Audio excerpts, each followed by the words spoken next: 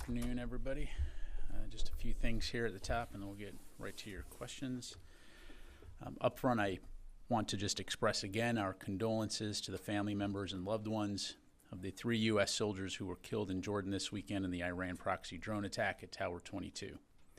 Our thoughts and prayers continue to be with them. Secretary Austin will be calling each of the families to personally relay his respects and is planning to attend the dignified transfer of remains at Dover Air Force Base on Friday as well. Of note, the U.S. Army Reserve announced earlier today that Specialist Kennedy Sanders and Specialist Breonna Moffett have been posthumously promoted to the rank of sergeant.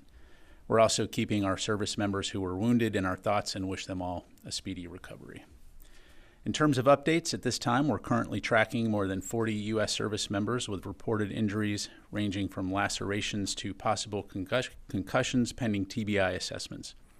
As previously briefed, 8 personnel were medically evacuated out of Jordan for follow-on care. 3 of those 8 were transported to Landstuhl Regional Medical Center in Germany, one of whom is reported to be in critical but stable condition.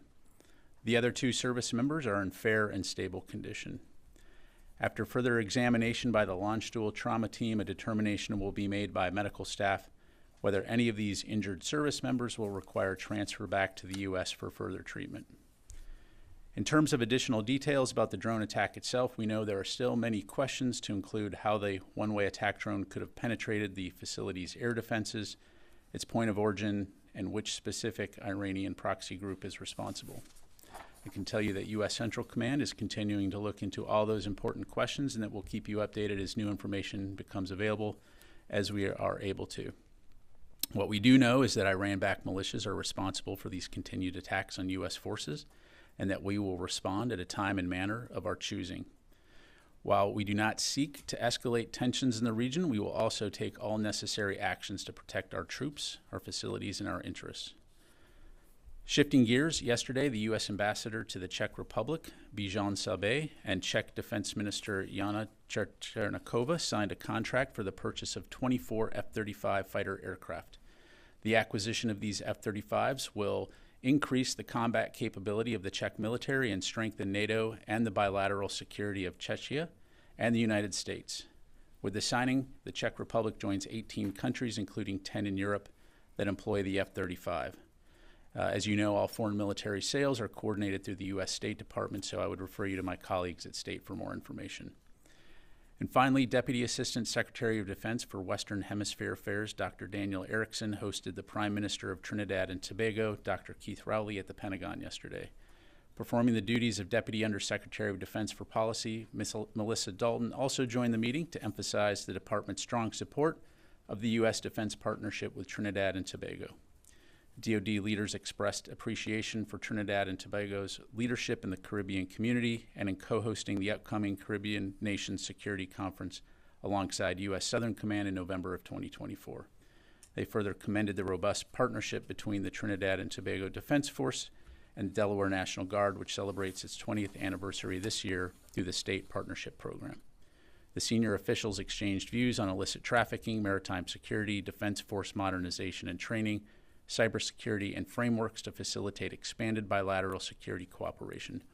The meeting also reaffirmed the U.S. and DoD's commitment to partnership with Trinidad and Tobago and to working together to improve Caribbean regional security and resilience. With that, I'd be happy to take your questions. We'll go to AP Tarkov. Thanks, General Ryder. Has Secretary Austin provided the President response options at this point, or is the building still looking at the best way to deter future strikes? And I have a couple others. Yeah, thanks, Tar. So I'm not going to get into the specific conversations that the Secretary has had with the President. As I've highlighted, we will respond in a time and manner of our choosing. Is the building still evaluating options on how best to respond at this point? I'm not going to get into the specifics as it relates to potential future operations, other than, again, to reiterate that we will respond in a time and manner of our choosing. Well then, let's take it another way. You said from the podium the U.S. does not seek to widen this war, but how do you deter Iran, which has clearly supplied and endorsed some of these attacks, from keeping from doing this again and leading to another proxy attack on U.S. forces? Yeah, so again, as a reminder, our forces are in Iraq and Syria and in the region supporting the lasting defeat of ISIS. That's the mission that we've been focused on. When we need to, we will protect our forces. Again, I'm not going to get into telegraphing or discussing potential future operations other than to say, again, we will respond in a time and manner of our choosing. Jennifer. General Ryder, have you attributed to Kateb Hezbollah or any other group who was responsible for this drone strike? So, Jennifer, Central Command is still assessing, but again, we are confident that this attack was sponsored by Iranian-backed proxies. So Kateb Hezbollah has just put out a message on Telegram suggesting that, telling its fighters not to attack U.S. bases in Iraq and Syria, suggesting that they will support the fight in Gaza in other ways, and suggesting that even if the U.S. strikes them, not to respond. What is your response to that? Yeah, we've seen those reports. I don't have a specific comment to provide other than actions speak louder than words. Thanks. Laura. Thank you. A couple questions. First of all, can you speak a little bit about the drones that are based at Tower 22 in Al-Tanf?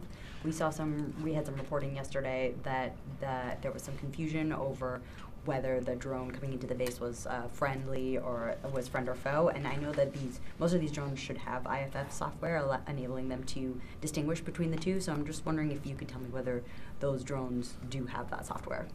Yeah, thanks, Laura. So no, I'm not going to get into the specifics on the kind of capabilities as it relates to intelligence, surveillance, reconnaissance capabilities that we have. In terms of the reasons behind how this one-way attack drone was able to penetrate the facility's air defenses, that's something that Central Command is looking at now, and I'm just not going to be able to get into the specifics of that. The second question then, actually on a different topic, there was another report today saying that the U.S. is open to reopening discussions with Turkey to let them buy F-35s. I was wondering if you can speak on that from the DoD's perspective. Are you aware of those discussions? I've seen the comments by our State Department colleagues on that. I'd refer you to State to discuss. As you know, right now with Turkey maintaining the S-400, that is currently not something that is on the table, but I'd refer you to State. Let me go to Missy. Just a couple questions, Pat. Thank you. Is there any update on whether Secretary Austin will come and talk to us sometime soon? First question. Again, I don't have a date to announce. Certainly aware of the request, and we'll keep you updated. Okay. And on Jordan, can you just clarify? Are the troops in Jordan at Tower 22 and other bases, are they under OIR authority, or are they're under some other authority? Can you specify that? And is it right that there are about 3,000 troops in Jordan? Missy, I'll have to come back to you on the total number of U.S. forces deployed to Jordan, so we'll take that question.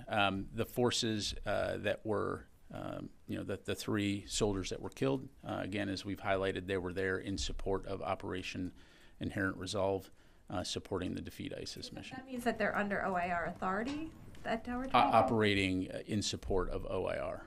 Okay. So does that mean they report to the commander of OIR? Don't want to get into the chain of command process here, but if they're there supporting OIR, then certainly OIR commander can request assistance from those forces. Okay. So. And then the last question, and I think we asked Sabrina this yesterday, and I think it was maybe something that you guys are still looking at. Just wanted to ask if there had been any new information about any steps that may be taken to protect American forces in the region, like in terms of air defense or new steps to make sure that something like this doesn't happen again. Yeah, so, for operation security reasons, I'm not going to be able to go into specifics other than to say that U.S. Central Command, of course, is taking this very seriously, and that we will take necessary measures and steps to ensure that our forces are protected, recognizing as well that this is a dangerous neighborhood. But again, yes, to answer your question, we will take steps to ensure that our forces are protected. Go to Will. 2 questions. First, Qatar's Prime Minister expressed some concerns yesterday that the U.S. response to the Jordan attack could potentially affect the negotiations over a new hostage deal. Is that part of the Pentagon's calculus in determining a U.S. response to this? So, well, I don't have anything specifically on that other than to say, again, as part of any decision-making process, we take a wide range of considerations into account, again, to include what our broader regional goals are, which from the very beginning has been to prevent the situation in Israel and Gaza from expanding into a broader conflict. I'll just leave it there. Second, it's been 2 days since the attack in Jordan. Is there concern that that delay in responding could give these groups time to prepare, to disperse from likely targets, etc.? So, well, again, I'm not going to get into any details about what a potential future operation could look like. You've heard both the President and Secretary Austin say that we will respond in a time and a manner of our choosing. 3 U.S. service members were killed, over 40 wounded. Oh, by the way, these service members were deployed into the region to contribute to regional security and stability in support of the international coalition to ensure the lasting defeat of ISIS. So there will be consequences, and I'll just leave it at that. Sir? Yeah, thank you. Just a quick question on the Red Sea. Since the Houthis are mainly attacking foreign ships, what authorization does the Pentagon have to strike targets in Yemen? Again, in terms of the strikes, these are all being taken under United Nations Section 51 in terms of right to self-defense. And again, our focus there is twofold. One, it's to protect international shipping and mariners that are transiting the Red Sea, as well as to degrade and disrupt Houthi capability to conduct these kinds of attacks. Fadi. I just have a follow-up on this, and then I have a separate topic. The Section 51 that you mentioned, I mean, before strikes on Yemen, Yemenis did not attack any U.S. ship. So what self-defense are you talking about? Defending international commerce is not part of the international law. Well, so what are you suggesting? What are you suggesting? Huh? What are you suggesting? I'm suggesting that when you refer to this section from the UN, you're saying U.S. was attacked by Houthis before the first strike. I'm saying that the international community has been attacked by Houthis, and the U.S. working alongside international allies and partners are working together to help deter, degrade, and disrupt their ability to conduct these attacks. You referenced something in the UN that does not apply to this situation prior to the January 1st wave of attacks in Yemen. Fadi, I think that international mariners have the ability or have the right to be defended transiting international waterways. So happy to engage with you offline. But no, but by their countries, not, I mean, okay. Okay. But Tom. my question, can I ask a different topic? I'll come back to you. Tom. Thanks, General. Just going back to Kataib Hezbollah, you have a pro-Iranian militia saying they're going to pause attacks on US forces. I know you say actions speak louder than words. I just was wondering if you could talk a little bit about how that might change the calculus in the building. Would you be concerned that if you do strike KH or any other groups, then you are escalating in the face of them saying they're standing down, given that you've said, the administration has said that you do not seek to escalate? Yeah. Thanks, Tom. I'm just not going to get into hypotheticals, and I'm going to refrain from editorializing on those kinds of comments after 160 plus attacks against U.S. forces. Sir. So, but the same question, following on Tom's question, do you welcome the Kataib Hezbollah statement for suspicion of their attacks on your forces in Iraq, Syria? Do you welcome again, I've already provided a comment on that. So yesterday, the Pentagon officials met with the Peshmerga forces in Iraqi Kurdistan, and the committee reviewed the progress made towards Peshmerga reform. Could you speak of the nature of your cooperation with the Peshmerga forces, and how do you assess the reforms in the Peshmerga ministry? Yeah, well, as you know, I mean, we have a long-standing relationship going back many years with the Peshmerga as it pertains to its association with the Iraqi security forces. And so the statement that we posted yesterday, I think, lays out what efforts are being made to further bolster and strengthen that relationship within the auspices of the government of Iraq and the Iraqi security forces. And so we'll continue to use that opportunity to help ensure that our Peshmerga partners have the capabilities they need to support broader Iraqi security and stability, And, when we have updates, we'll certainly pass that along. Let me go to the phone here real quick. Eric Schmidt, New York Times. Pat, can you give us a little bit of chronology on Sunday morning? What time did this attack, the drone attack, take place? How quickly were the most seriously injured? Were they medevaced to Iraq? And then just kind of looking ahead in terms of any additional air defenses that you may be moving to the region or realigning the region to do this, to help protect forces in place there. Yeah, thanks, Eric. On the last question again, if we have details to provide on the specific types of air defense systems that we would be moving into the area, I don't have anything to announce right now other than to say, again, Central Command is going to take and is taking necessary steps to ensure that our forces are protected. As far as timelines, I will take that question and we'll come back to you. Again, this attack happened Saturday night, our time, Sunday morning, Iraq time, and again, we'll come back to you with what we're able to provide on that. Fadi. Thank you again, General. I want to go back to the KH statement. It's really unusual, and some of the messages in this statement refer to suspension of these attacks. They don't want to basically embarrass the Sudanese government. At the same time, they're saying Iran was not always happy by escalation against U.S. forces. Would you credit the department and the administration at large pressure or messaging to Iran and Iraqi authorities as maybe a direct result for issuing such a statement? Again, look, we've seen that, and I'm just going to stay where I was earlier. Actions speak louder than words. So, okay. Oren. I just want to be clear on a point. Part of your answer to Missy and part of your answer to Eric. You said to Missy, we will take steps to make sure our forces are protected. And you said if we have something to announce, we will announce it. But I want to ask specifically, you are adding air defense or force protection measures? You make it sound like there will be changes coming. And I just want to be clear I'm saying on that we will take necessary steps to ensure that our forces are protected. I don't have any specifics to announce right now. But above and beyond the measures that are currently in place. We're always assessing force protection, and so I'll just leave it broad like that, especially again in light of recent events. Constantine. Thanks, Pat. The forces at Tower 22, are they receiving hazardous duty incentive pay? I'll have to take that question. My assumption is yes, but I'll have to take that question. And then my other question would be, are they eligible for combat action ribbons? Again, I'll have to take that one. Nancy?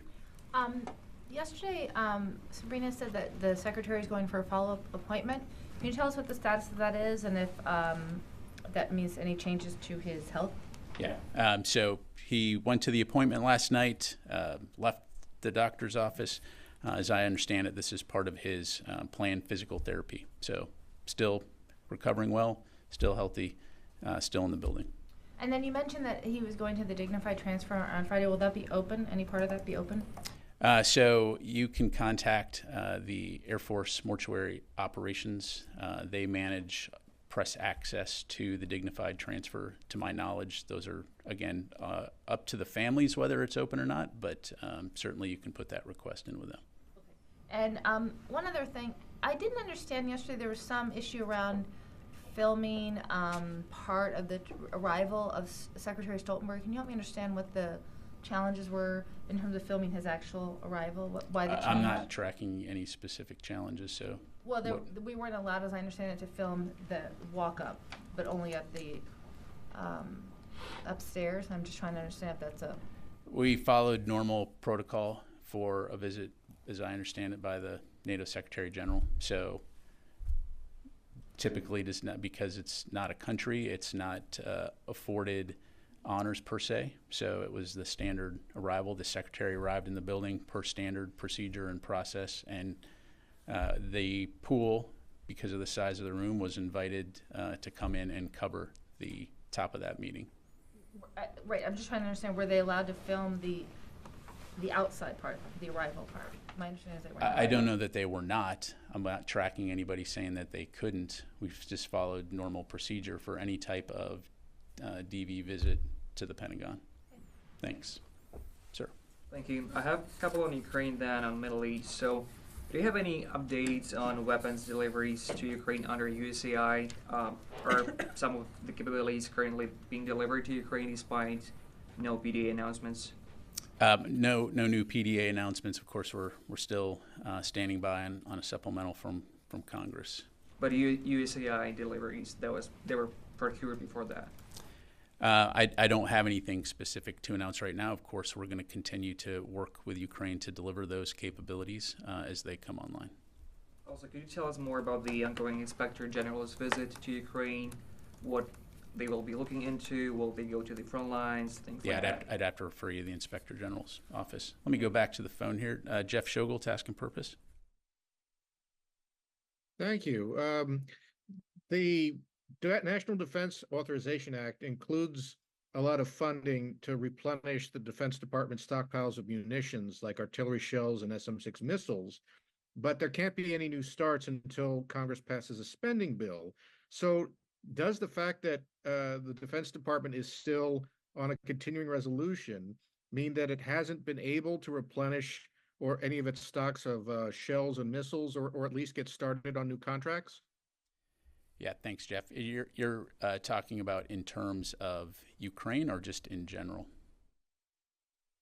For each of the services has funding for shells, missiles, to especially considering that so many has been given to Ukraine. This is the ammunition buildup for the U.S. military. Yeah, so I'd refer you to each of the services to talk about their current status. But as you highlight, during a continuing resolution, we are limited in terms of, in many ways, in terms of being able to extend contracts. It disrupts training, delays maintenance, it imposes uncertainty on the workforce. So again, each of the services can talk about their individual impacts. Let me go to Phil Stewart, Reuters. Oh, hey there, thanks. At the White House today, there was some talk that there would be a tiered response to the drone strike in Jordan, and that could be multiple actions instead of a single action. Could you just confirm that you're expecting a tiered response with multiple actions? And then secondly, on the KH statement, I mean, could you offer a little more? I mean, what do you mean by actions speak louder than words? Would you like to see them make good on this promise to suspend operations on U.S. forces? Could you just elaborate what you meant by that? Thanks. Yeah, thanks, Phil. On your first question, again, we're not going to telegraph or discuss details associated with any future operations. And again, on the statement that's out there, I don't think we could be any more clear that we have called on the Iranian proxy groups to stop their attacks. They have not, and so we will respond in a time and manner of our choosing. When I say actions speak louder than words, there has been 3 attacks, to my knowledge, since the 28th of January, and I'll just leave it there. Okay. Got time for just a few more here. Let's go to Howard Altman, Warzone. Thanks, Pat. A couple questions. One, can you confirm the political reporting that the ground-launched small diameter bomb could be delivered to Ukraine as soon as tomorrow? And then, has the Pentagon been informed by Ukraine of any change at the top of its command? There's been a lot of discussion about General Zaluzhny being replaced. Has Ukraine said anything definitive to the Pentagon? Yeah, thanks, Howard. On your latter question there, I'm not tracking any changes. Obviously, it's for Ukraine to discuss their internal domestic affairs.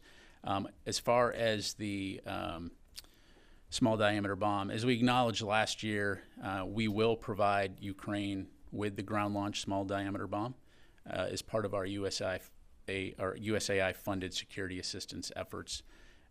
However, due to operation security reasons, we're not going to confirm specific timelines. We'll defer to Ukraine to talk about any delivery. But we do, as I mentioned, continue to work closely with Ukraine, with our industry partners, to ensure that Ukraine receives and is ready to use the capabilities that we're delivering to them, and as quickly as possible. Thanks. Sir. So recognizing there's an ongoing investigation into it, is there any indication at this point with the drone attack that this was a result of a technology failure or gap, or versus human error in terms of recognizing what the technology and information was saying? Yeah, again, I appreciate the question. CENTCOM is looking into all of that. The other aspect of this, which I know you all appreciate, is the operations force protection aspect in terms of, vulnerabilities. It's not something we would talk about, certainly from the podium here. All that to say, we do recognize and appreciate the interest, and I can tell you that CENTCOM is looking into all of that. Yes, ma'am. Do you have any concern that while you are responding to this attack, any party, whether it's ally or adversary, would exploit this situation to their benefit? And did you convey any message to that effect? I'm not sure I understand what you're asking. I mean, do you have any concern while you are responding to that attack, to this attack on the American troops in Jordan, that any party, whether it's ally or adversary, would exploit this situation to their own benefit? You've been saying you don't want to widen this war. And did you convey any message to any party? Speaking here specifically about Lebanon. Again, we are not, first of all, taking a step back, looking at the broader region. We fully recognize the tensions right now that are in the Middle East. From the very beginning of the Israel-Hamas conflict, we've been very clear that we're going to work very hard with our allies and our partners in the region to prevent a broader conflict. When it comes to the situation in Iraq and Syria and Jordan, our troops were attacked, and 3 U.S. service members were killed and over 40 wounded. The President and the Secretary have both said that we will respond in a time and place of our choosing. I'm, again, not going to go into details of what that could look like, other than the fact that there will be consequences, and I'm just going to, again, leave it right there. Nancy, last question. You mentioned earlier that CENTCOM is investigating. Can you tell us who is investigating? Is there one person? Can you give us some? We've heard several references to the investigation. Yeah, so, term of art here, I would not use the word investigation. They're reviewing it. Of course, investigation has a specific, connotation. Obviously, it's up to CENTCOM whether or not they open a formal investigation. Typically, after any type of incident, there is always some type of review or investigation. But my point is, U.S. Central Command and leaders within the command are looking at this. I don't have a specific name to pass along to you, but I can tell you we're taking it very seriously. Right, but we heard the term yesterday. So what you're telling us is there's not one person who's looking into this? Is there some sort of there's no 15, there's no kind of...